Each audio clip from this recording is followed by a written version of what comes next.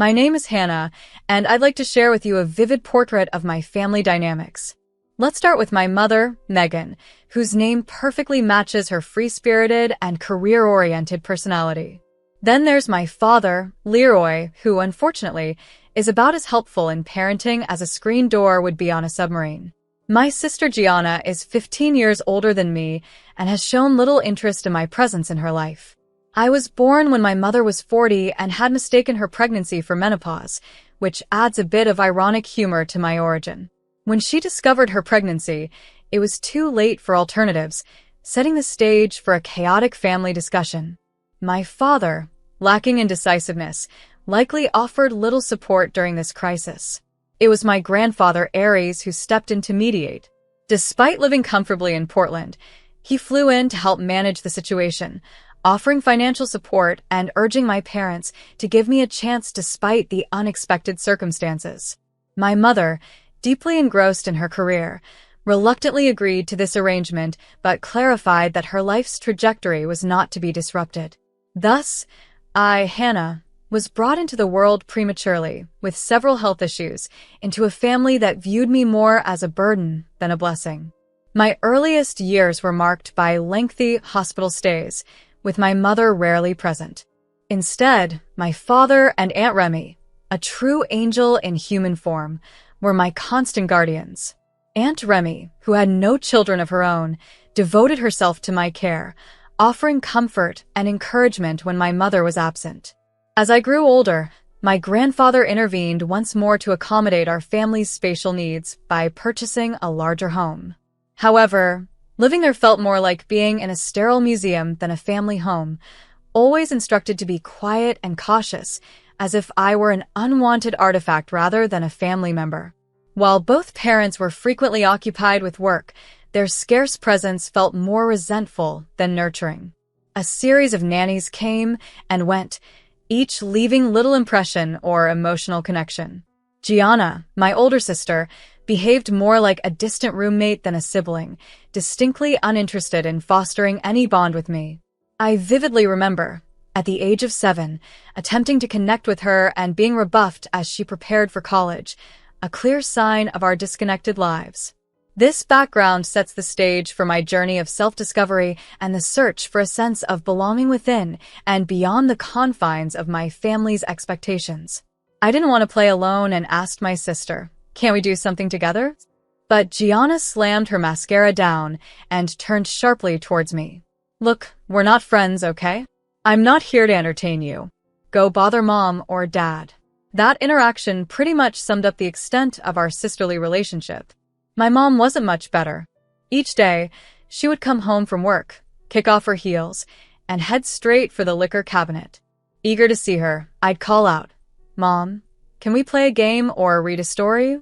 She'd pour herself a large glass of wine, let out a heavy sigh, and say, "For God's sake, Hannah, can't you see I need some peace and quiet?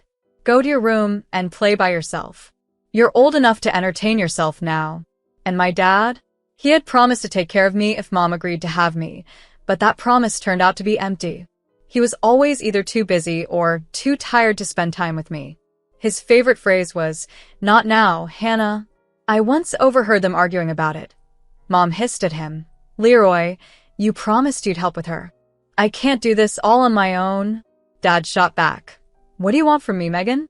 I work all day too. I'm exhausted when I get home. She's always so needy." I didn't stick around to hear the rest. I had heard enough to understand where I stood in their eyes. A burden, an obligation, a mistake they were stuck with. After a while, I stopped trying to engage with them. What was the point?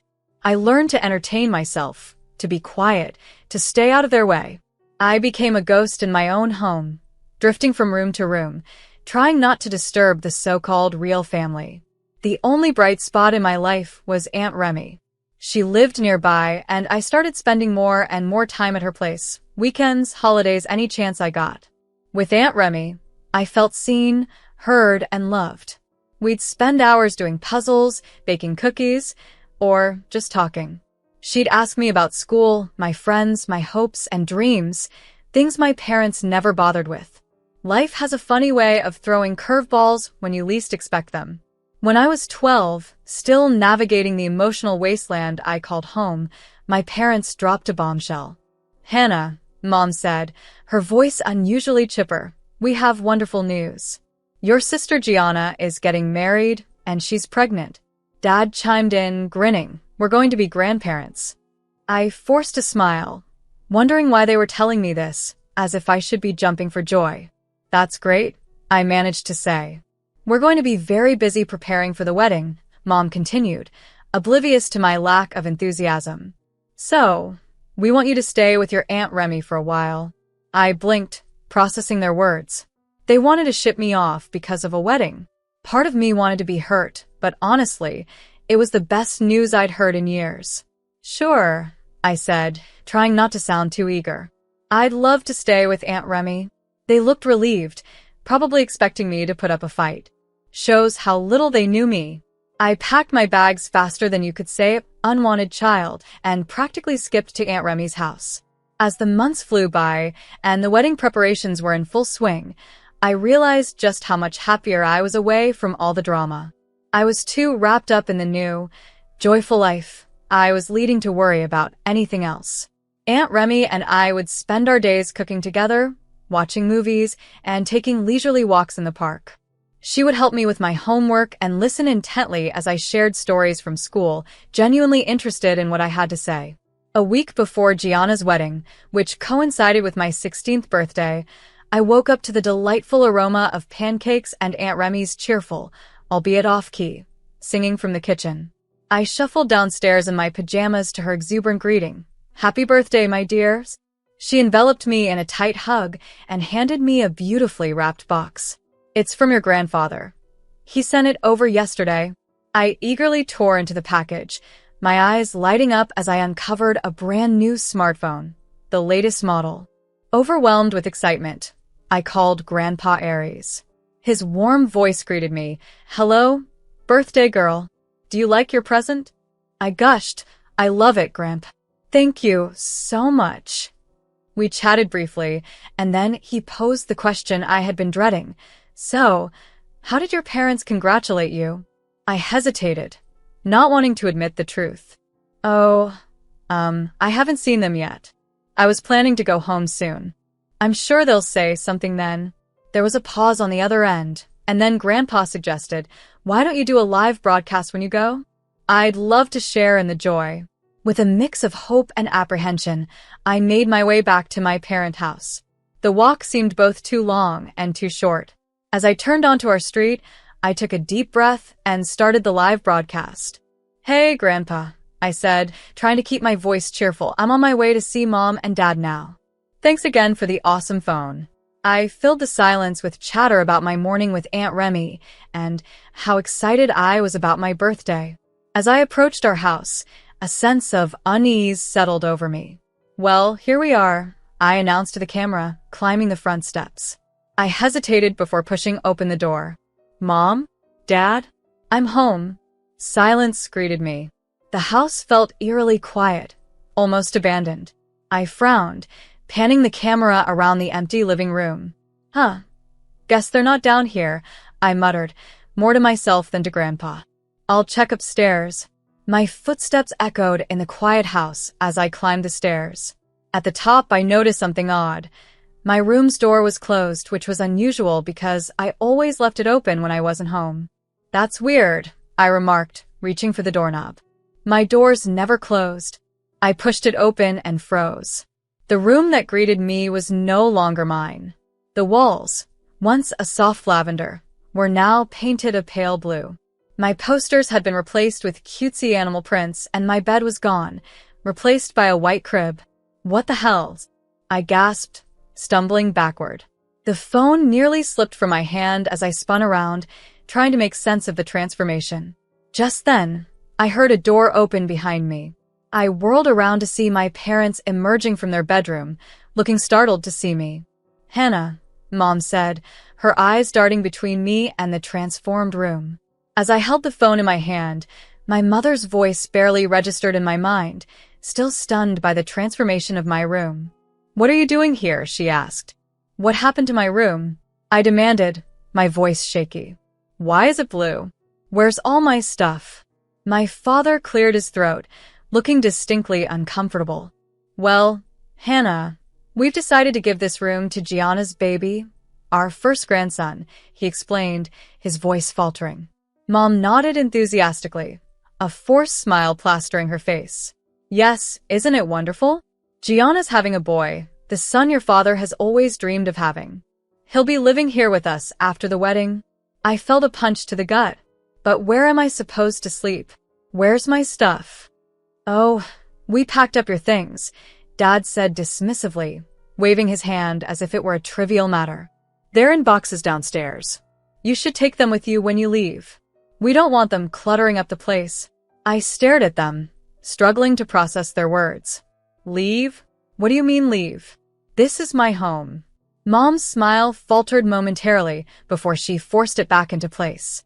Hannah, dear, you have to understand. With Gianna, her husband, and the baby moving in, well, there's just no room for you here anymore. I stood frozen in disbelief, my mind racing with the shock of their words.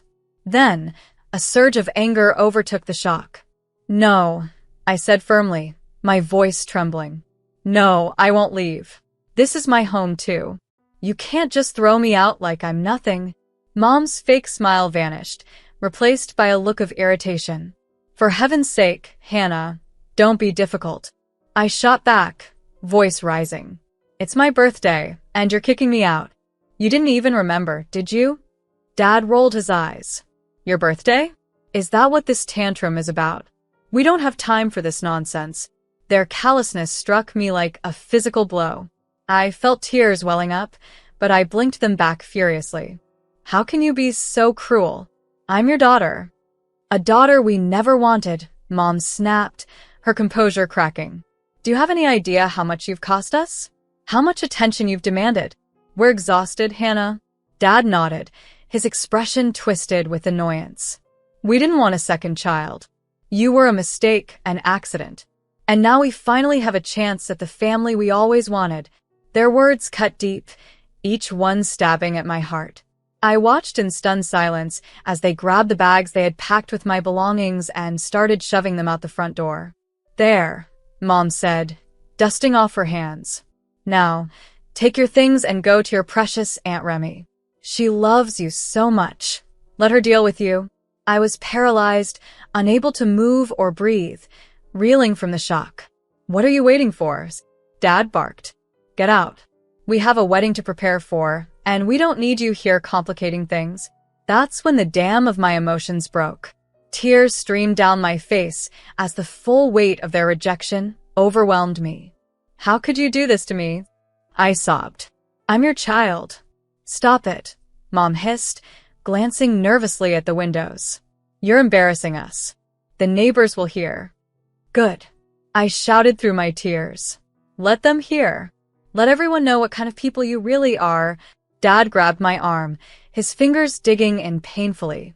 That's enough, he growled, dragging me to the door. Get out now, and don't come back. With one final shove, I found myself on the front porch, my belongings scattered around me. The door slammed shut behind me with a finality that echoed in my bones. I don't know how long I sat there sobbing on the steps. Eventually, I gathered my things and started the long, miserable walk back to Aunt Remy's. The bags felt impossibly heavy, weighed down by more than just their contents. Struggling with more than just my belongings, I was on my way, tears in my eyes and sniffling, when suddenly a familiar voice interrupted my sorrow. Hannah, can you hear me? I spun around in confusion before realizing the voice was from my phone. Shocked, I remembered the live broadcast and that Grandpa had seen everything. Grandpa, I stuttered, my hands shaking as I held up the phone. Oh, sweetheart, he responded, his voice filled with emotion. I'm so sorry you had to experience that. Don't worry, we'll figure it out. For now, head over to Remy's. We'll catch up at the wedding in a few days. Try to enjoy your birthday a bit, okay? His comforting words helped soothe me slightly. By the time I reached Aunt Remy's, my tears had almost stopped. She greeted me at the door with a tight hug, seeing the state I was in with my bags and swollen eyes. Bless her, Aunt Remy insisted on celebrating my birthday properly. She let me invite a few friends, baked a cake, and did everything she could to make the day memorable. When the day of Gianna's wedding arrived, I wasn't officially invited, but Aunt Remy urged us to go. I felt out of place in my best dress as we entered the reception hall. I noticed Grandpa Aries right away, sitting up front, his posture rigid, emitting an aura that made me uneasy. As soon as we arrived, the newlyweds entered. Gianna was radiant in her wedding dress, happiness written all over her face. My parents followed, pride clear on their faces, and a pang of hurt struck me. During dinner, as the speeches started, Grandpa Aries stood up decisively. "I have something to say," he declared, his voice echoing through the hall, capturing everyone's attention. Gianna and her husband looked puzzled. My parents turned pale. Grandpa took over the microphone, apologizing for the interruption. "Ladies and gentlemen," he started, "there's a serious injustice that needs to be addressed." He then recounted, without missing a detail, how unfairly my parents had treated me, from their initial resentment at my birth to the harsh way they threw me out on my birthday. The room shifted from confusion to shock to disbelief as he spoke.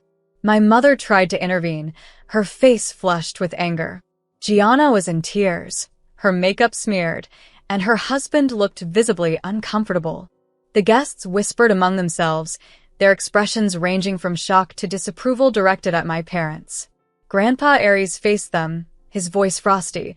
"I want to be clear. My will is changing. Every penny will go to Remy and Hannah. Leroy, Megan, Gianna. You're cut off." The hall erupted into pandemonium. My mother gasped, my father turned a deep shade of red, and Gianna lamented her spoiled wedding day. But Grandpa wasn't finished. He turned to Aunt Remy and me, still reeling from the scene, and said kindly, "Come on, girls. We're leaving. We don't need to stay where we're not wanted." Numb. I stood up and followed him. As we walked out, I could feel every gaze on us. Some sympathetic, others judgmental. I kept my eyes on Grandpa's strong back, trying hard not to break down. The morning after the tumultuous wedding, I was jolted awake by a persistent knocking at Aunt Remy's door.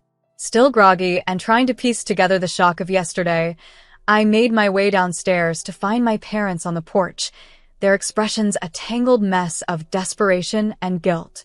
"Hannah, sweetie," my mom started, her voice overly sweet, "we need to talk. Please come home. We're so sorry. We love you. We really do." A wave of anger surged through me. "Love me? After you threw me out and called me a mistake?" They launched into a string of apologies, each more feeble than the last. But as I listened, a stark realization dawned on me. This isn't about me, is it? This is about the inheritance, I interrupted my dad sharply. Their crestfallen faces confirmed my suspicions. They weren't here for me. They were here for Grandpa's money. "Get out," I demanded, my voice trembling with rage. "I don't want to see either of you ever again." I slammed the door shut, leaning against it as I fought to steady my pounding heart. But they didn't give up. Over the next few days, they appeared repeatedly, each visit more determined than the last. They called, sent emails, and even enlisted other relatives to sway me. It all escalated about a week after the wedding. I was alone when I heard a ruckus outside. To my dismay, I saw my parents trying to barge past Aunt Remy, who had just gotten back from the store. "She's our daughter," my dad shouted. "You can't keep her from us." Something inside me snapped. Enough was enough. "Aunt Remy's," I called out, stronger than I felt. "I want you to be my legal guardian." There was a pause. Then Aunt Remy's face lit up with a warm smile. "Oh, sweetie, I'd be honored." We reached out to a lawyer the very next day. It wasn't a simple process. There were forms, interviews, and even a court hearing. But I clung to a crucial piece of evidence, a video from my disastrous birthday visit. On the day of the court hearing, I was nauseous with anxiety. My parents were there, putting on their best act of concerned, loving parents. But when the judge requested evidence and we played the video, showing them coldly casting me out, declaring me unwanted, the mood in the courtroom shifted dramatically. The judge's expression hardened as she watched. In all my years on the bench, she declared. "I've rarely seen such blatant parental neglect and emotional abuse." The ruling was swift. Aunt Remy was granted full legal guardianship, and my parents' rights were terminated. As the gavel struck, a profound sense of relief washed over me. For the first time in my life, I felt a weight lift off my shoulders, knowing I was finally free from the burden of their conditional affections. Now liberated from their damaging influence, life began to unfold in surprising ways. Just as I believed the dust had settled, Grandpa Aries summoned us to his lawyer's office. Sitting in luxurious leather chairs, surrounded by mahogany shelves and the scent of aging paper, I felt a wave of nerves. "Hannah, Remy," Grandpa started, his voice grave yet his eyes gleaming with mischief. "I want you both to understand that I've made some changes to my will." He signaled his lawyer, who presented a hefty document. "As I declared at the wedding, I've decided to leave my entire estate to the two of you. Leroy and Megan are officially out of the will." The news hit me like a thunderclap. Although Grandpa had hinted at this during the wedding, the reality of his decision hadn't sunk in until now. We left the office, my mind reeling from the enormity of what had just transpired, and my phone buzzed. It was Gianna. "How could you do this to me?" she shrieked into the phone as soon as I answered. I flinched, holding the phone away from my ear. "What are you talking about?" I asked, bewildered. "Don't play dumb," she retorted. "You turned Grandpa against us. Now he's leaving everything to you and Aunt Remy. It's not fair. I deserve my share too." Her words sparked a surge of indignation. After all the disdain they had shown, her audacity was astounding. "Gianna," I tried to remain calm. "I didn't ask for any of this. It was Grandpa's choice, not mine." "But you must have manipulated him," she accused. "You've always been envious of me. This is your revenge, isn't it?" I took a deep breath, counting to 12, striving to keep composed. "Gianna, I'm sorry you feel that way, but I had no part in Grandpa's decision. If you think you can change his mind, you'll need to speak with him directly." "Maybe I will," she huffed. "And don't think this is over, Hannah. You can't just waltz in and take what's rightfully ours." After hanging up, I was left with a cocktail of emotions, anger, sadness, and above all, fatigue. It was then I resolved to focus on my future. I plunged into my studies, eager to excel in my exams and secure a place in a reputable college. Aunt Remy supported me, assisting in my search for schools, majors, and scholarships. Though my family dynamics were far from ideal and I anticipated more conflicts regarding the inheritance, I now had a stable home with Aunt Remy and Grandpa Aries. With a promising future and newfound resilience, I was ready to tackle any challenges that lay ahead.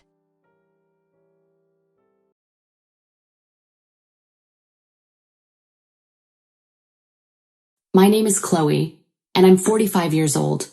I have a high school daughter and a middle school son with my husband, Henry. Initially, after getting married, we lived in an apartment. However, when our daughter was born, my in-laws insisted that we should raise our children in a spacious house for their sake, so we ended up living together with them. I wouldn't say that my relationship with my in-laws was terrible, but if someone asked if it was good, I couldn't confidently say so. My in-laws always sided with my husband, and he relied on them too much. Even when it was evident that my husband was at fault in an argument, my in-laws would blame me. Because of these things, living with my in-laws was not exactly comfortable. When my daughter was born, instead of celebrating her arrival, my in-laws made insensitive remarks like, "Oh, it's a girl. Well, she may be cute and all, but it would be nice to have a boy next time, for an heir." They didn't even bother to comfort me during the physically and mentally exhausting postpartum period. I discussed my in-laws' comments with my husband. "Well, yes, only a boy can be the successor, right?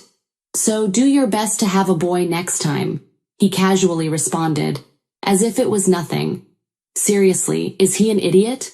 Doesn't he know how difficult childbirth is? I can't give birth to a child by myself. He should also make an effort. Inside, I exploded with dissatisfaction toward my husband. After several years, we finally had a baby boy, but something bothered me. "He doesn't really look like me, does he?" Henry was worried. "True. If anything, he resembles Chloe more, don't you think?" my mother-in-law said, thus confirming my husband's fears. Our newborn child didn't resemble my husband much. Based on such a trivial reason, neither my husband nor my mother-in-law showed any particular affection toward him. My husband has a younger sister with 2 boys of her own. Both my husband and mother-in-law showered my sister-in-law's sons with affection, treating them as their own grandchildren while ignoring mine. Even my daughter and son at a young age seemed to sense this disparity. Whenever my sister-in-law's family visited my in-laws, my children always wore a lonely expression on their faces.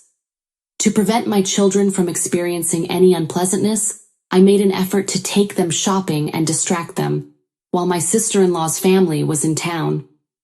My husband and my in-laws did make an effort to treat the children as part of the family, and despite the difficulties, my children are now in high school and middle school.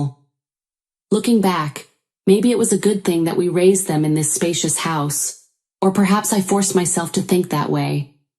One day when my husband returned home from work, he approached me with a serious expression. "We need to talk," Henry uttered.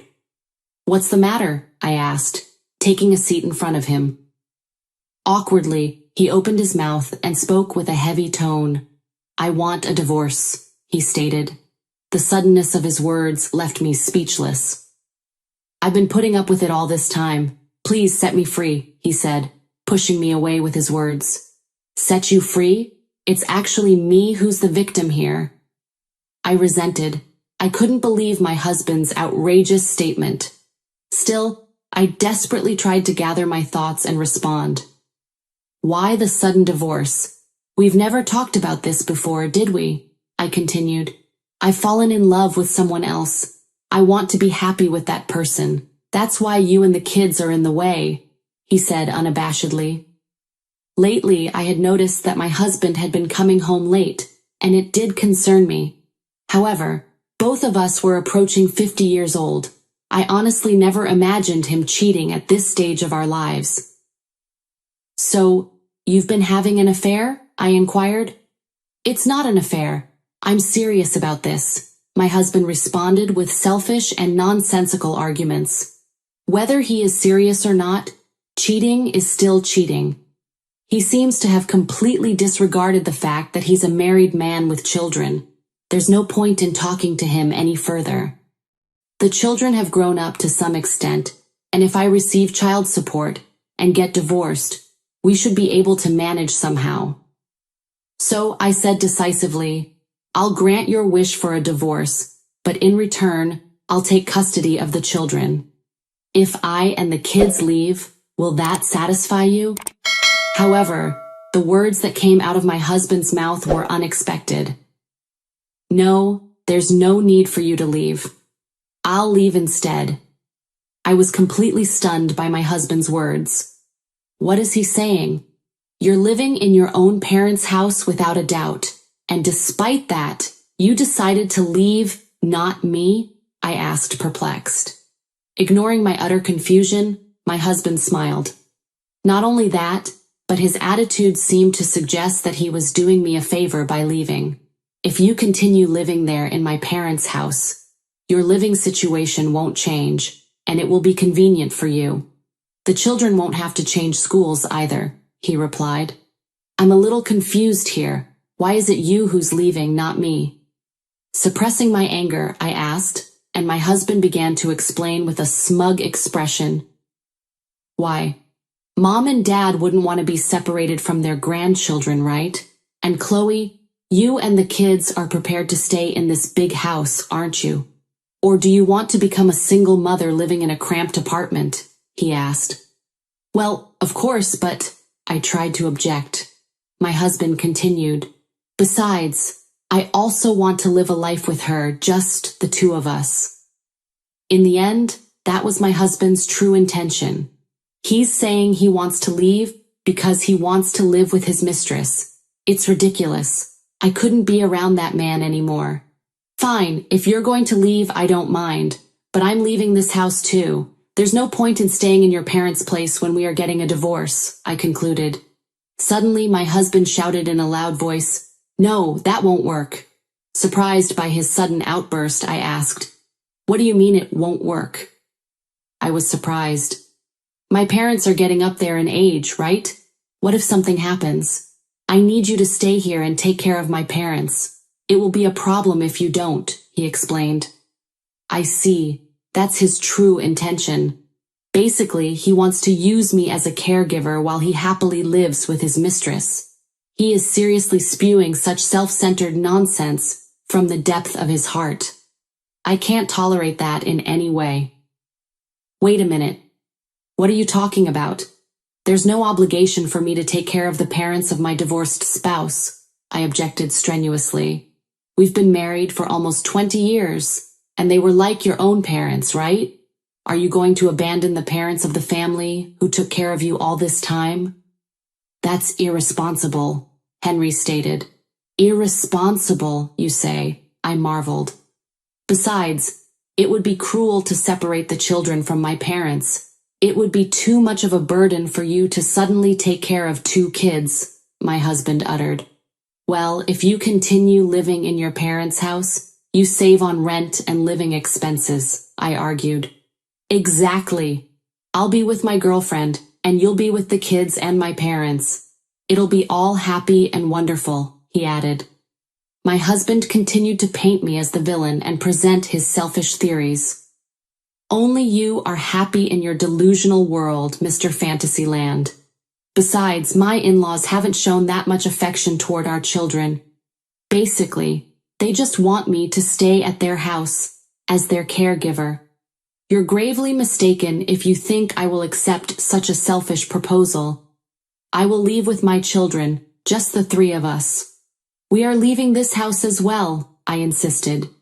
Despite my assertiveness, my husband didn't back down. If you're leaving the house, don't expect any financial support. It will be your problem, not mine, Henry stated. This situation is going nowhere at the moment.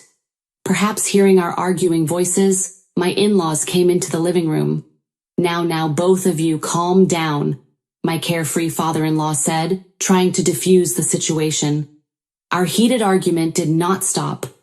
With that in mind, I decided to inform my in-laws about my husband's foolish behavior. Father-in-law, mother-in-law, Henry is having an affair. He wants to divorce me and be with his mistress, I said. Without missing a beat, my husband retorted, but don't worry. Even if I leave, Chloe and the kids will stay in the house. Chloe will take care of you both as well. He tried to calm my in-laws down. Despite Henry's parents always being on his side, it is now obvious who is to blame when it comes to infidelity. This time I expected them to scold him severely, but the words that came back from my in-laws were unexpected. I see, in that case, we rely on you, my mother-in-law said nonchalantly. My father-in-law nodded. That's right. Well then, Chloe, we'll be counting on you from now on, he added. What is this turn of events? Could these people be insane? Do they seriously believe that I will take care of them after their son has cheated? I won't let them have their way any longer. At that moment, everything I had been holding back burst out of me. Enough is enough. I'm leaving with the children. I won't stay in this house, and I won't take care of you, father-in-law and mother-in-law, I firmly retorted. My statement made my in-laws furious. What did you say? Are you repaying the favor we've done for you with ingratitude? My mother-in-law snapped. That's right, my father-in-law added. If you're a daughter-in-law, it's only natural for you to take care of us. My husband responded with a frustrated face. Don't say irresponsible things, Chloe. I've already told you if you leave this house, there won't be any division of property. It'll be your problem. Feel free to do as you please, Henry pressured. My decision remained unchanged. Ignoring my husband and in-laws, I left the living room. I decided to tell everything to the children tomorrow. With that in mind, I went to sleep. The next day, I invited my daughter and son, who had a day off from school, to have breakfast at a restaurant, and we left the house early in the morning. We hadn't gone out as a family of 3 for a while, so the children seemed delighted. "I want to eat this. Let's share this and this," they said, excited and adorable. After placing our orders, I looked into my children's eyes and spoke. "Listen, today I have something important to tell you." As I started, my daughter and son put down their phones and looked at me. "I think Mommy and Daddy are going to get divorced," I uttered calmly. They both showed a momentary expression of surprise, but it seemed like my daughter quickly understood something. "It's probably Daddy's fault, right?" she said with a smile. I was taken aback by my daughter's unexpected reaction. I never expected her to easily accept the fact of the divorce. Following my daughter, my son also seemed to have realized something and continued. "It's not just that. It's also his parents' fault, right, Mom?" As I fought back tears, my daughter gently held my hand. "Mom, it's going to be okay. We're not just children anymore. Can you tell us the truth?" she questioned. It was as if they could see right through my heart. Speaking in a gentle voice, I fought back tears and told my children everything. "Actually, you know that Dad is having an affair with another woman. That's why he brought up the divorce, saying he will leave and we should stay in the house. And then your grandparents, that is Grandpa and Grandma, told me to take care of them," I explained. Upon hearing my explanation, the children responded, "What? Why does Mom have to do that? No, seriously, I've already thought he was crazy, and he still is. Mom, it's better not to have a proper conversation with him. It's just tiring anyway. We'll stick with you, so don't worry. It's going to be okay," they concluded. The children were on my side. I couldn't help but be moved, even in such a situation, realizing how much they had grown without me noticing. When we returned home, my in-laws rushed over looking worried. "Oh, thank goodness, I thought the children were taken away by Chloe," my mother-in-law exclaimed. My husband angrily approached, standing tall like a statue. "Where were you guys?" he asked. "Just out for breakfast," my daughter replied. Perhaps he didn't like our daughter's casual attitude. My husband suddenly lost his temper. "What is that attitude toward your father?" he asked in a commanding tone. In response, my daughter immediately fired back. "You cheated and then you call yourself a father? How foolish." My husband couldn't say anything in return. His face contorted in anger. With everyone present, I opened my mouth calmly. I told the children everything. I'm divorcing their father and leaving with them. Upon hearing these words, my husband and in-laws exploded in anger. What nerve! Such selfishness! Abandoning us and our care? "How is this possible?" my mother-in-law shouted.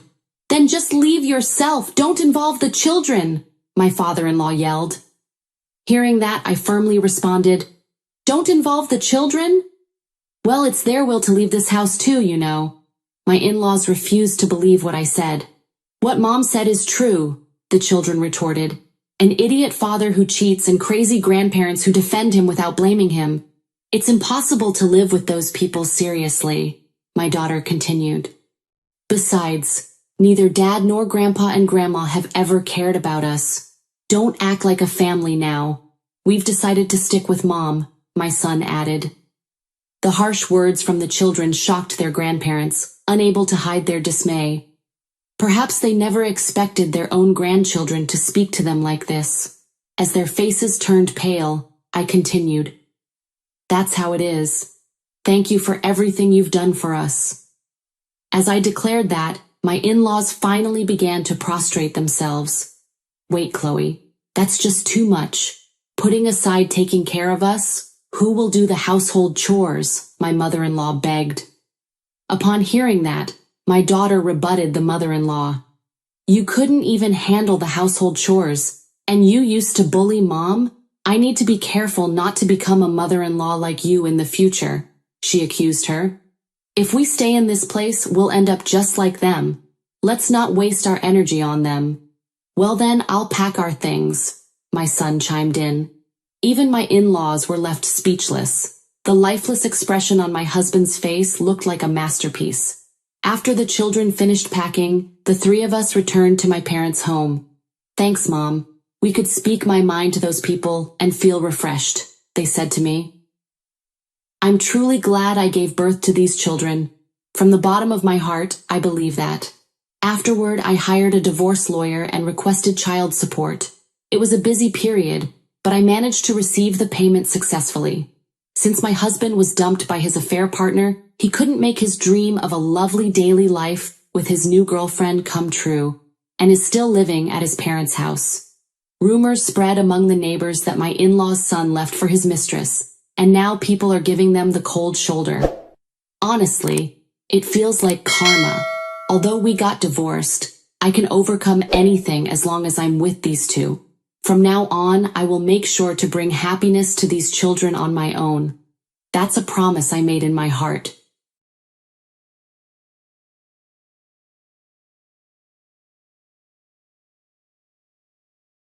My name is Ingrid, and I was living what seemed to be a perfect life.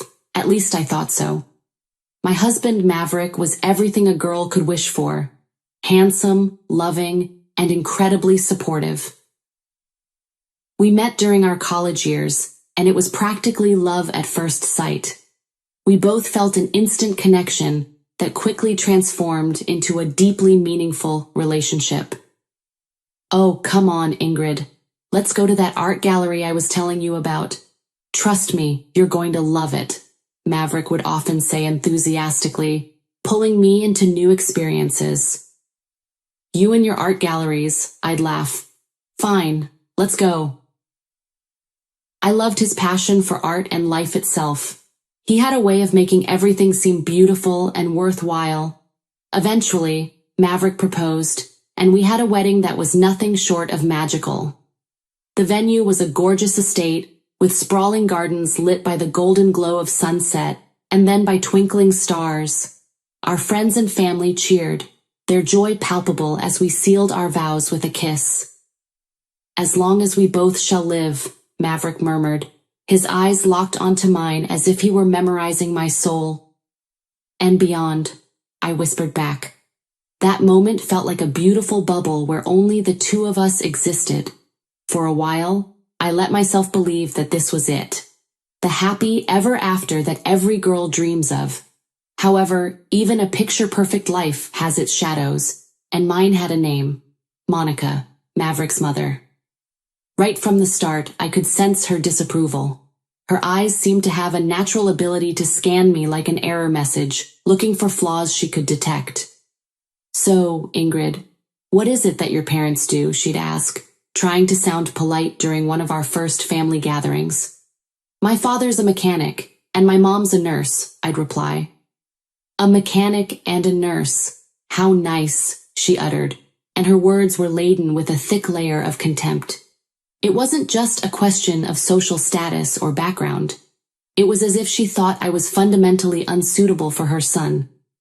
While Maverick saw me as his equal, a partner to navigate life's ups and downs, Monica saw me as something far less flattering. She scrutinized my every move and every decision, as if trying to spot some fatal flaw that would make me unworthy of Maverick's love. Despite this, I held on to the belief that love would conquer all obstacles. I was happy and deeply in love with Maverick. We had built a life together, bought a beautiful home, and were making plans for the future. But little did I know that the seed of discord Monica had planted was about to grow into an insidious tree, its roots threatening to tear apart the life Maverick and I had lovingly built. So the years passed, turning the page to a chapter I never expected, beginning with what seemed like innocent visits from my mother-in-law. If only I'd known the dark turns that lay ahead. In the first couple of years of our marriage, Maverick and I delved deeper into our careers, navigated our shared ambitions, and eventually bought a house that seemed like something straight out of a romance novel. A charming two-story home with a white picket fence and a garden we couldn't wait to fill with memories. We were on cloud nine, arranging furniture, selecting paint colors, and envisioning the many holidays we'd spend in our sanctuary. Just when it seemed like life was going perfectly, Monica started to visit more frequently. At first, these visits appeared to be well-meaning gestures from a mother who wanted to be a part of her son's life. "Ingrid, my mom's planning to visit this weekend," Maverick would announce. "I know things have been a bit strained, but maybe she's coming around. I think it would mean the world to her if you were there," he'd say, his eyes filled with an optimism I wished I could share. "Maverick, it's not that I don't want to get along with Monica, I do, but you know how these visits usually go," I replied, hoping he could hear the trepidation in my voice. "I know, babe, but families are complicated. Let's give it another try, for us," he'd say, hugging me tightly as if he could squeeze out the worry and apprehension. The problem was, these visits rarely occurred when Maverick was home. More often than not, Monica would find a way to visit when he was away on business trips, leaving me alone to face her scrutiny. The walls of my dream home felt like they were closing in on me. Monica's visits had a pattern. She would ring the doorbell, and I'd open the door with a pasted-on smile, hoping against hope that this time things would be different. "Monica, it's so lovely to see you. Can I take your coat?" I'd offer, attempting to fill the awkward silence that always accompanied her arrival. "I'm fine. Where's Maverick?" she snapped, not even pretending to be interested in pleasantries. "He had a business meeting out of town. He should be back by tomorrow," I responded, trying to keep the atmosphere light. "Just making sure my son's life is in good hands." Her words stuck with me, echoing in my ears long after she had left, fueling my anxiety about the next inevitable visit. It got to the point where the sound of the doorbell would make my heart race as I braced myself for another round of passive-aggressive comments and thinly veiled insults. I couldn't shake the sense that Monica's visits were more like reconnaissance missions than attempts to connect. It felt like she was gathering information, building some sort of case against me, though for what, I couldn't say. But that unspoken tension bubbled beneath the surface, a dormant volcano that I knew could erupt at any moment. I just didn't know how or when, until the day came that transformed those fears into a horrifying reality. Maverick had just left for a week-long business trip, and I found myself alone in our house. That solitude was a double-edged sword. On one side, I relished the quiet moments, the chance to focus on my own interests, read a book, or have a pampering self-care evening. But the flip side was the looming possibility of another visit from Monica. It felt like an impending storm, an unspoken threat that could materialize at any moment. When the doorbell rang on the third day after Maverick had left, my heart sank. There she was, Monica, standing on the doorstep with a smile that seemed as forced as my own. It was almost like she knew she had me cornered, like a cat relishing its captured prey. "Monica, what a pleasant surprise. Would you like to come in?" I greeted her with as much warmth as I could muster. "Of course, Ingrid. Where else would I be?" she said, stepping inside and looking around as if she owned the place. "I was just about to make some tea. Would you like a cup?" I asked, trying to steer us towards something resembling normalcy. "I didn't come for tea," she replied curtly, avoiding eye contact, her gaze drifting around our living room, inspecting the furniture, the walls, and even the family photos we had lovingly arranged. "Ah, I see. Is there something specific you wanted to talk about?" I asked, my palms sweating, sensing the discomfort hanging in the air like a thick fog. "Not particularly. I just felt like I should check in on my son's home while he's away. A mother worries, you know," she explained. The implication was clear. She was here to assess, perhaps even judge, how well I was taking care of the life her son had built. "It's kind of you to worry, but I assure you everything's fine here," I responded, my voice cracking despite my best efforts to sound confident. "We'll see about that," she murmured, almost to herself, as she sat down on the sofa, making herself at home yet somehow making the home feel less like my own. The atmosphere was so thick with tension that it felt like wading through quicksand. Each second stretched into a minute, each minute into an agonizing eternity. I suggested we have dinner, offered to show her the new renovations we had made to the guest room, and even brought up the possibility of watching a movie together. But each suggestion was met with resistance, passive-aggressive comments, or cold silence as the evening wore on. I could feel my own walls closing in on me mentally and emotionally. This was my home, the place where I should feel the safest and most comfortable, yet Monica had turned it into a battlefield fraught with hostility and silent judgment. With a deep breath, I decided to steer the situation towards some resolution.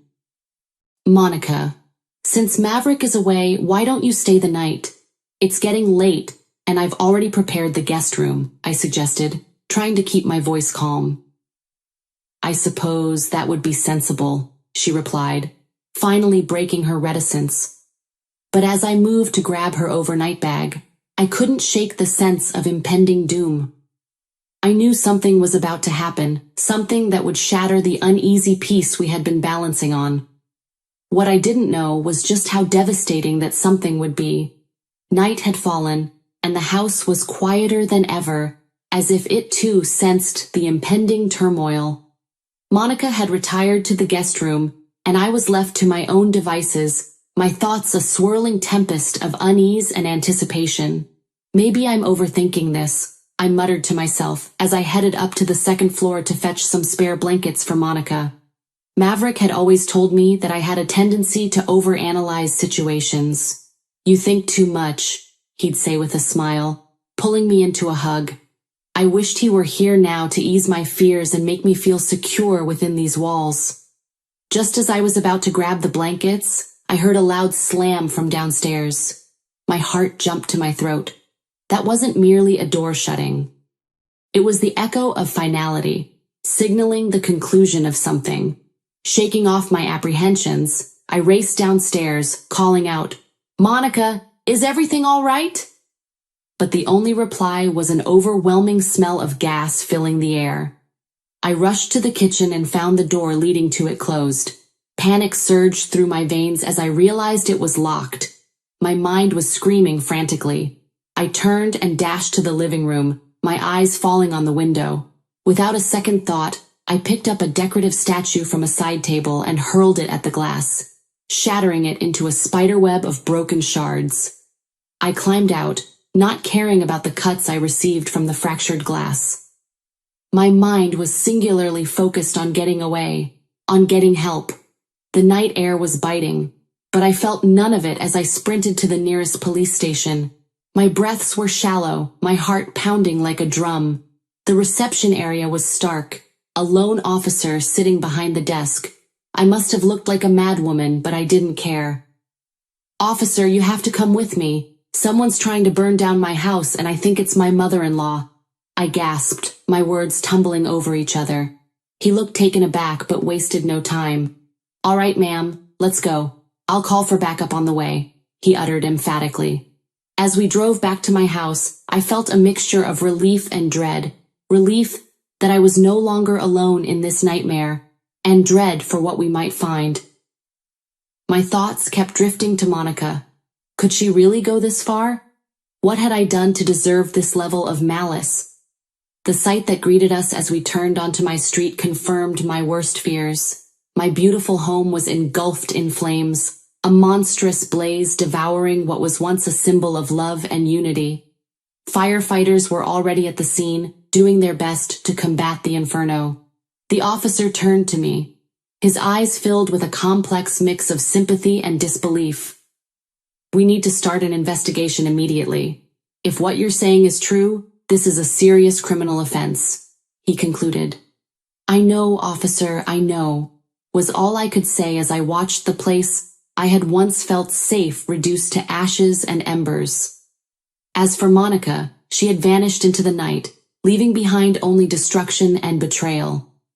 It was clear that this was the point of no return, the event that had irrevocably shattered not just my home, but my trust in any lingering hope for family unity. The war had escalated into a battle, and I knew then that there could be no peace until justice was served. In the aftermath of the fire, as investigators sifted through the ashes of what used to be my life, the emotional weight was unbearable. Maverick cut his business trip short and rushed home, his face a mask of disbelief and concern when he saw the smoky ruins of our dream home. But it was when I told him about Monica's visit, the locked door, and the smell of gas that his expression changed into something I had never seen before, a mixture of deep hurt and betrayal. "Ingrid, are you certain it was my mother?" Maverick asked, his voice tinged with desperation, as if clinging to the hope that this was all a terrible misunderstanding. "Maverick, I wish it weren't true, but who else would lock the door and leave the gas on? I'm scared, Maverick. What if she tries something else?" I replied, my voice barely above a whisper. "God, I can't believe this is happening. I trusted her, Ingrid. She's my mom," Maverick muttered, his eyes distant, grappling with the harsh reality. Before we could further digest the magnitude of what had happened, the police called us in to make official statements. We walked into the police station, the gravity of the moment sinking in. This was the point of no return. Once we took this step, our lives would be irrevocably changed. "Mrs. Ingrid, can you recount what happened the night of the incident?" the investigator asked, as we sat in the sterile environment of the interview room. I did my best to recall every detail, every moment that led to the horrifying event. "She came to visit. It wasn't uncommon, but this time was different. She knew Maverick was away, and then the smell of gas, and then the locked door," I recounted, my voice shaky. "And you're sure it was Monica who locked the door?" the investigator pressed. "I can't prove it, but the house was fine before she came, and she was the only other person there," I said, meeting the investigator's gaze with grim resolve. "Mr. Maverick, do you have anything to add?" The investigator turned to Maverick, looking defeated. Maverick sighed deeply before speaking. "As much as it pains me to say this, Ingrid has no reason to lie. We need to find my mother and get to the bottom of this," he added. Days turned into weeks as the investigation continued. The tension between Maverick and me was palpable, not because we doubted each other, but because we were both grappling with the enormity of what had been done and by whom. The foundation of our family had been shattered, and we were struggling to pick up the pieces. Finally, the day came when the police had enough evidence to arrest Monica. When the handcuffs clicked around her wrists, it was as if years of tension, dread, and fear had culminated in that moment. "Maverick, what are we going to do now? Can we really move on from this?" I asked, feeling a heavy weight lift off my shoulders, but leaving behind a void filled with questions and uncertainties. "I don't know, Ingrid," Maverick replied, wrapping his arms around me. "But whatever happens, we'll face it together," he added. As we stood there, I realized this was just the beginning. There would be trials, both legal and emotional. Lies would unravel and truths would be laid bare. But for the first time, I felt we could finally confront this dark chapter in our lives and turn the page. Even if what lay on the other side was unknown, we would face it as we had faced all things, united, even if broken. The courtroom was stifling, an arena of hushed whispers and unspoken judgments. When the judge announced the sentence, 6 years for attempted murder and arson, there was a collective gasp, a release of the tension that had built up over the weeks of the trial. Monica, for her part, looked neither remorseful nor surprised, but her eyes met mine for a brief second, and in them, I saw a glimmer of something I couldn't quite place. Regret, perhaps, or maybe just the realization that she had lost. As much as this verdict brings some closure, the family is shattered, possibly beyond repair, Maverick said as we exited the courthouse. a throng of reporters clamoring for comments. "Yes, the family is broken," I responded him. "But not us, Maverick. We'll find a way to heal, even if it takes time." I felt the need to reaffirm the strength of our unity amidst the ruins of our family. The car ride home was one of the most uncomfortable experiences of my life. Words hung in the air like invisible barriers we didn't quite know how to navigate. Finally, Maverick broke the silence. "Ingrid, do you think you'll ever be able to forgive her? I'm struggling to even understand her, let alone forgive her," he confessed, his grip tightening on the steering wheel. "Maverick, forgiveness is not about her, it's about us. It's about not carrying this heavy burden for the rest of our lives, but understanding why she did it? I don't know if I'll ever get there," I said, my eyes focused on the road ahead, both literally and metaphorically. "We have to rebuild, Ingrid. We've lost a home, but we can't lose each other," he reasoned and asked, "Where do we even start?" His voice tinged with despair. "We start with a fresh slate.